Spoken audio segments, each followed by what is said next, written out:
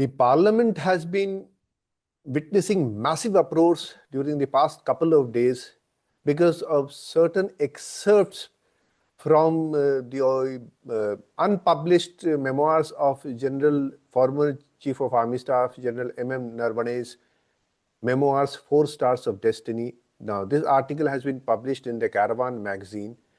And while we cannot confirm the authenticity of the excerpts being quoted, since the book is still unpublished, we presume that the leader of the opposition, in a responsible position, he has confirmed the authenticity while placing it on record. So, discuss what really happened during the period. We have with us Lieutenant General S.L. Narasimhan, former member of the National Security Advisory Board, who served 3 tenures in the National Security Advisory Board, and he is also the founding Director General of Center for Contemporary China Studies of the Government of India. He, as a member of the NSAB, had a ringside view of what transpired during the Indo-China tensions during 2020.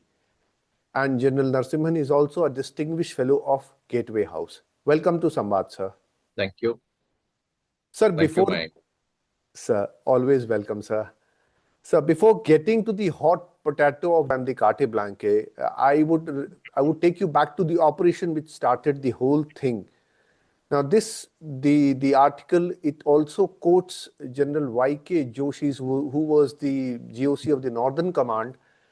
His book, Who Dares Wins, A Soldier's Memoirs, where he basically writes that it was a quid pro quo operation on the Rezang Rechin on the Kailash ranges on the 30th of August, where the Indian Army captured those heights.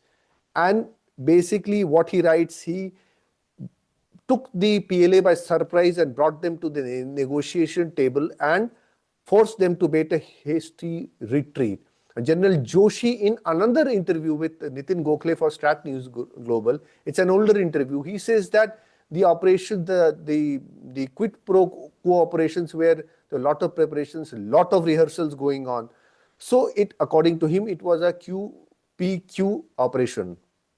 General Narasimhan, he basically, his memoirs as being quoted differ a bit slightly, and he basically alludes to the fact that it was a counter reaction to the Chinese actions which were building up forces to try to occupy dominating features on their perception of the LAC. Now, this is a contradiction, might be very small contradiction of ideas, sir, but it means a lot militarily and politically. What are your views? What exactly happened? Thank you very much for getting me on the Samvad, Mayank, and it is a pleasure to interact with you on this platform. 2 things I want to convey on the first question that you asked. Yes, why there is a difference in the explanation between General Joshi and General Narasimhan. I think what General Joshi probably mentions is the contingency planning.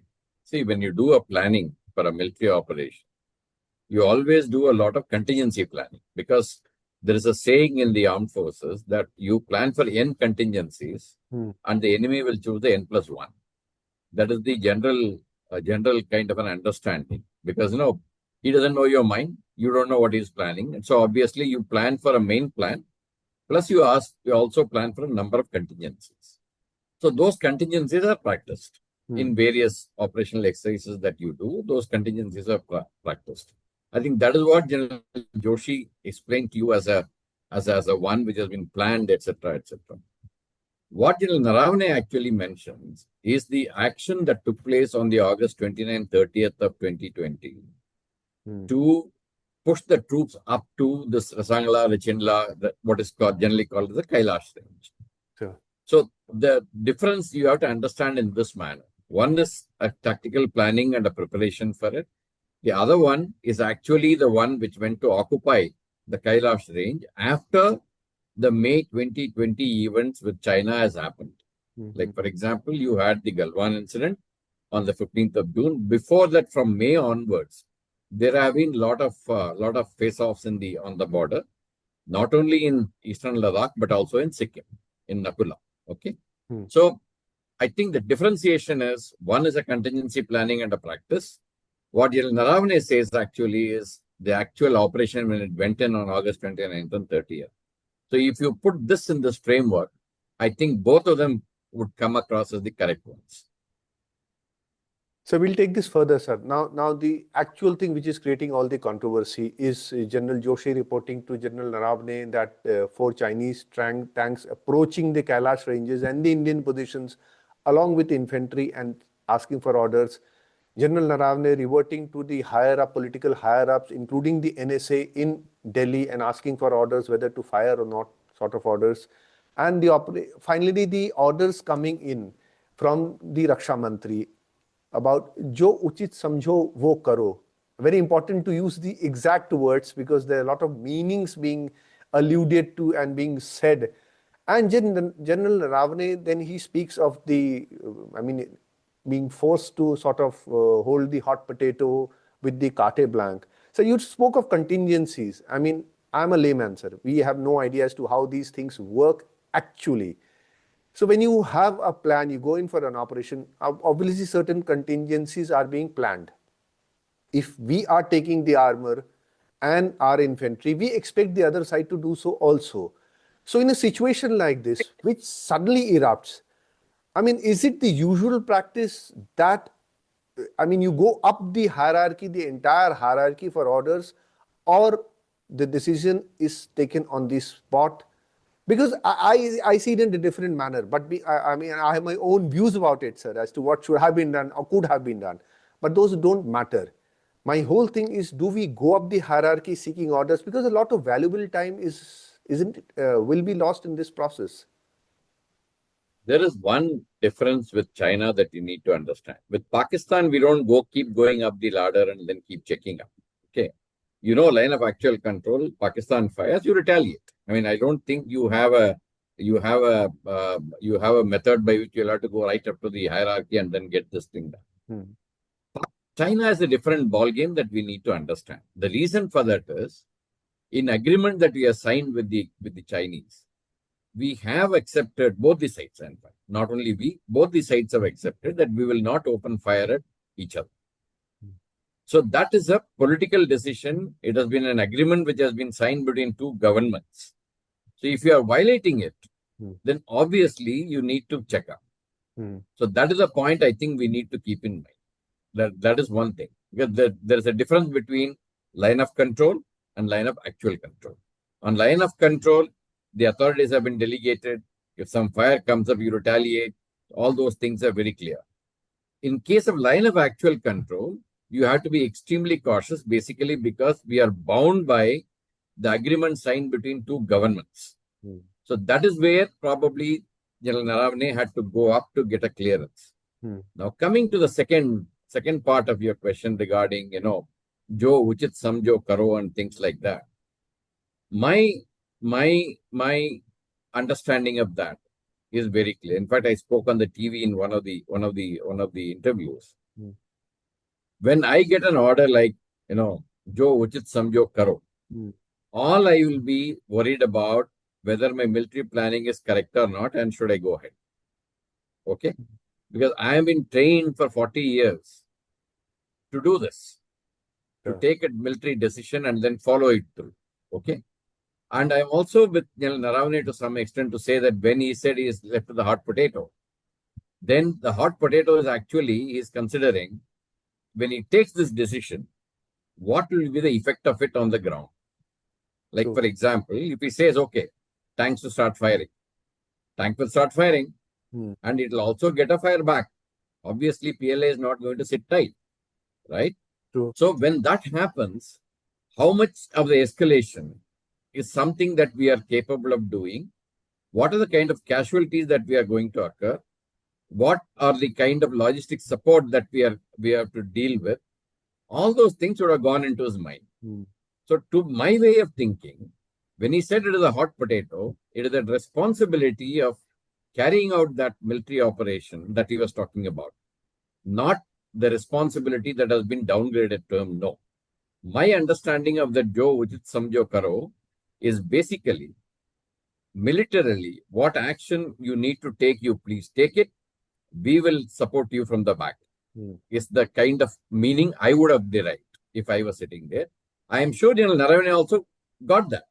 But that hot potato that he is talking about, Mayank, I'll tell you this.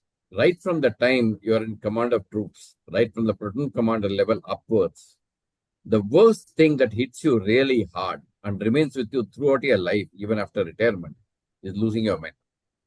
Sir. If you lose one man, please understand that man has got a family behind him.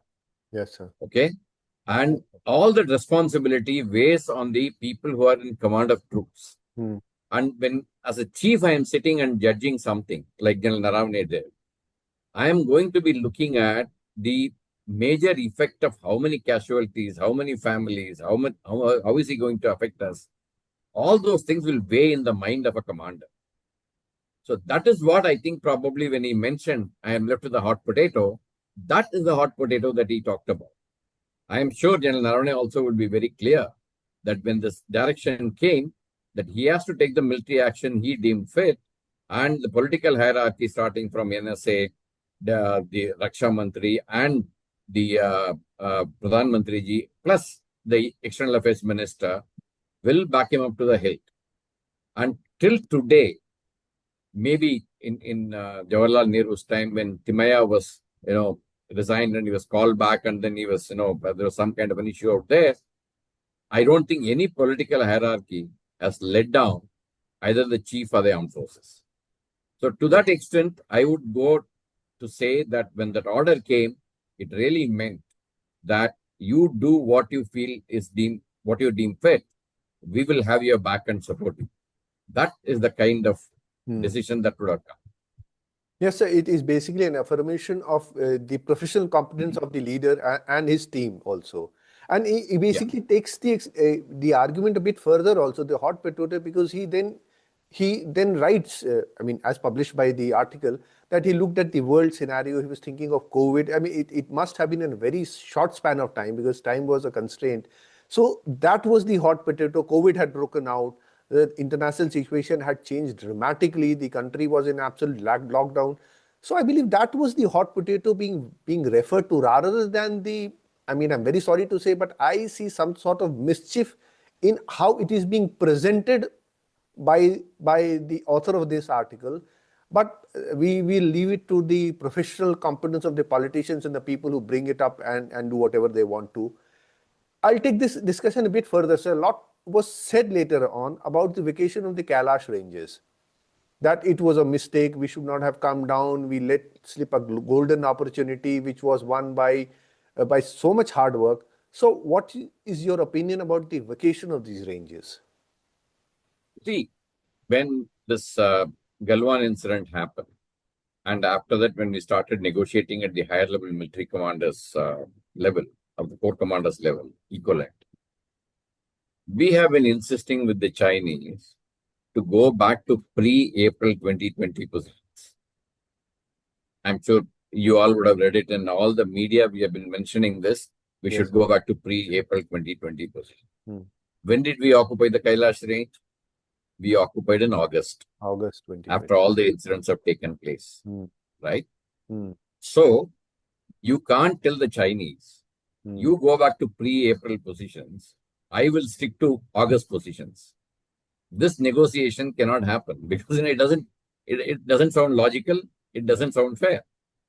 So when you negotiate with the Chinese to say that you go back to pre-April 2020 positions, then you should also be prepared to go back to pre-April 2020 positions, right?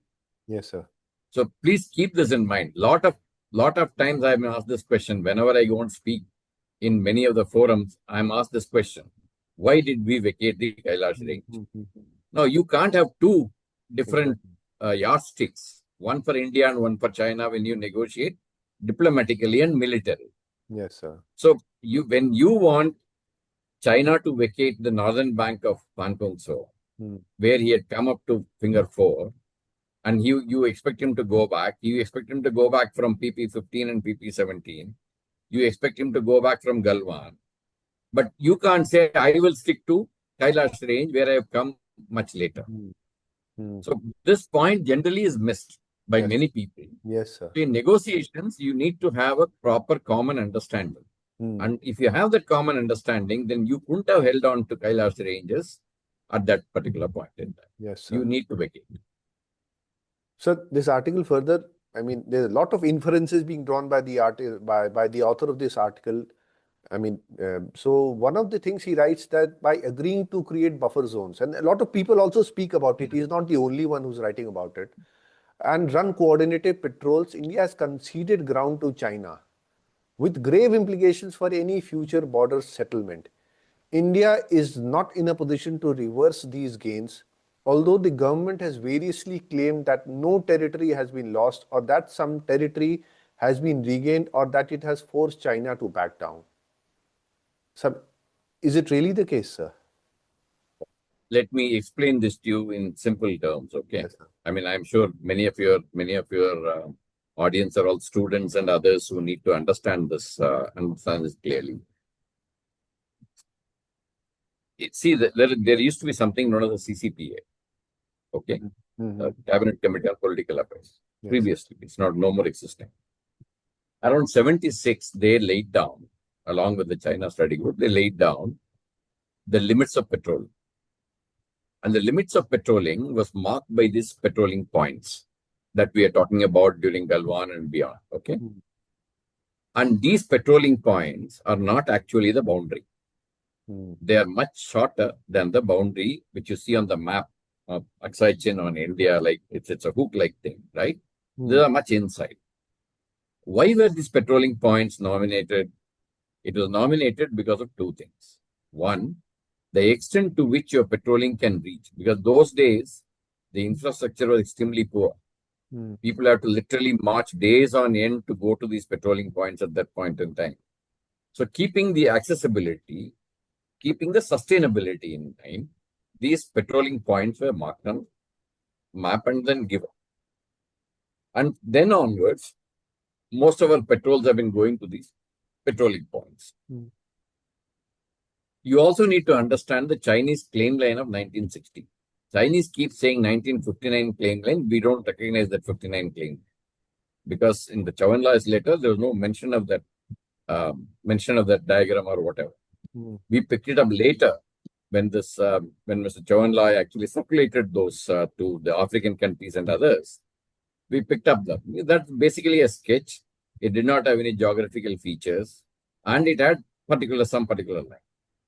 And that particular line which they gave in 1960 is what we negotiate on, which the Chinese reached at the end of the war in 1962.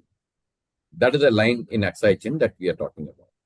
In the east, of course, we talk about the McMahon line. We'll leave it for the time being, because all these incidents that we are talking about is related to the western sector. Yes. Though, of course, in the parliament debate, Mr. Rahul Gandhi mentioned Doklam, but he was talking actually about Aksai Chin when he talked about Galwan and other things. Okay. So the point that we need to keep in mind is that these patrolling points are the ones to which you are patrolling. And Chinese have a claim line. At many points, this come into contestation. Okay. To establish what is the perception of each other's line of actual control, we started exchanging maps with China in the year late 90s and 2000. We exchanged maps in the middle sector. They also gave their perception. We gave our perception. Now we exactly know what they mean by their line of actual control, what we mean by our line of actual control is known to them. In the middle sector? When we started doing that, sorry? In the middle sector or throughout? In the middle sector. In middle sector. No, only in the middle sector. Next, we wanted to exchange the maps in the western sector. When we went to do that particular thing, Chinese pulled back and said, we don't want to go through this process. And thereafter, we have been trying to get back to the LAC clarification, what we call a clarification of the line of actual control. And the Chinese have not been coming forth to do that. This is a fact of life. Okay. So in that particular line that you talk about in the line of actual control, there are actually variations. And one of the variations is in the Rezang bulge. Okay. If you go and see the map, when you come from Karakoram highway, there's a bulge like this, and then it comes like this. That is the Rezang bulge. South of the Depsang Bulge is actually the Galwan. This Depsang Bulge has got the patrolling points which I explained to you, 10, 11, 12, and 13. I'm not telling you anything new because all of these are in the media. It has already come out in the media what is where. 10 to 13 is in the Depsang Bulge. In 2013, when the Depsang Bulge incident took place, the Chinese are wanting to come closer to a place called Butse, which is an Indian territory. So we stopped them from coming. And thereafter, then they stopped us from going across to these patrolling points. Okay. Now what has happened after all this thing which has happened, negotiations have taken place on 21st October 24, etc., etc. You find that you are able to go to patrolling points 10, 11, 12, and 13 in a coordinated manner. What do I mean by coordinated manner? When we go for the patrolling, the Chinese will not disturb us. Chinese have been coming up to their line of the perception earlier also, and we will allow them to come up to that line of perception till the time the resolution of the boundary question takes place between India and China. So here, I don't see any kind of loss of territory, nothing. We have actually been able to go those patrolling points which we have not been able to go from 2013 onwards. That is one point. The second point which was being negotiated was Demcho, which is further south of Pankungso. There's a place called Demcho. There is a CNN Nala junction, which was under contention all the time. There again, we have been allowed to go and do the patrolling till the point where we were patrolling earlier. So there is no loss of territory there either. In fact, there we have gained a little bit is what I am told. So there also there is no loss of territory. Now what you call as buffer zones. Now firstly, these are not buffer zones. Okay. Buffer zone has got a different connotation. It has got a sense of permanency. It means that you can't go there forever. What we agreed upon in those agreements is temporary moratorium on patrolling. So he mentions in that article, it's vaguely worded and all that. It is not vaguely worded. It is very carefully worded to say that it is a temporary measure to ensure the escalation does not take place. So what happened in those places is, particularly in Galwan, where those casualties have happened, if the forces remain together or face to face, eyeball to eyeball, it can flare up at any point in time. True. To avoid that, what was decided was, you go back. Okay? You go back. I will also go back. We will monitor this area through various surveillance means. Through drones, through whatever, to space, whatever you need to do. Neither you will patrol, nor I will patrol this area. Which means, when they say that I have lost territory, so have the Chinese. It was a measure, temporary measure, taken up to ensure that the face-offs do not escalate, so that people go back a little bit. That is what is actually taken place in those areas. It happened in PP14, which is Galwan, PP15 and PP17, which was called as Gogra Hot Springs, that area, and also in Panpungso area, where the PLA is not coming ahead of finger 8 as we knew it. And we are able to go up to PP4, the finger 4. There is a distance of about 7-8 kilometers between finger 4 and finger 8, which is not being patrolled at this point in time, which is being monitored by both the sides. So this is precisely what has happened. So to say that we have lost territory, it's okay. You can keep saying it. But please also understand, Chinese also have lost the territory. Which they have been coming earlier, they can't come. So this is a temporary measure, which has to be negotiated further before we go for disengagement, de-escalation. So that is the way we need to understand this. So narrative is such an important part of the conflict in the manner you explained the whole thing. I really don't understand as to why. It's not a question, it's just an observation as to why we as Indians, we always sort of delve in this negative narrative about our defense forces, our control of our borders. There's something very uncanny. I've not seen it in most of the, we want to become a superpower, but somehow the media does not behave like a superpower. They don't want to build up positive narratives. So you spoke of, I'll just move away a bit from the article. You spoke of resolution of the border issue. I mean, we have been hearing so many reports in satellite imagery about the military build-up, the concretization of the military build-up on the other side of the LAC, on the Chinese side. We are also building our infrastructure and sort of matching as to the extent possible mirror to mirror, not in people per se, the infrastructure also. So do you, I mean, in the near future, when this has been going on for the past 70, 75 years, is this resolution a possibility? Because we also have the salami slicing tactics of the Chinese who move on, keep on moving inch by inch, inch by inch. Do you see this resolution getting resolved? Two, three things on this, on the resolution of the boundary question. One is, of course, the infrastructure that we talked about that is being built up on both the sides. Unfortunately, we didn't build the infrastructure on the border till about late 90s. There was a policy by which we didn't want to build that infrastructure, which could probably help the Chinese in orchestrating their operations whenever they wanted to. We mustered a lot of. Firstly, we need to grow economically and become a little more balanced in all those actions, and then we started building up these infrastructure. In building up infrastructure, we are at a great disadvantage. The disadvantage that I think generally the people do not understand is that on the Chinese side, it is a plateau. It is a flat piece of territory. If you want to build a road, it doesn't make any effort to build it. I have watched it sit. I was commanding a brigade on the Chinese front. I mean, I have commanded a brigade, division, corps, all on the Chinese front. I have stood at a vantage point and watched him building a track on his territory. Just one JCB, two-man working party. He builds about 100 to 200 meters in a day.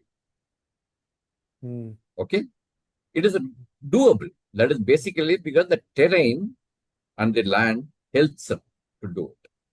On our side, firstly, we have got riverine terrain, very narrow valleys. Valley is narrow. You can just make one road. And both the sides, you have got the mountains on top, on the sides of it. And this is a riverine terrain you find in Arunachal Pradesh, you find in Ladakh, everywhere in the middle sector, everywhere you find this. So construction of infrastructure on our side is far, far more difficult than what the Chinese could do. That is point number one. In fact, to quote an example, one of the roads we were constructing when I was a corps commander, we tried all kinds of permutation combination. We had one point of attack from one direction, we changed to 2 points of attack, then we also started from middle. With all that, our progress was just 1 meter a day.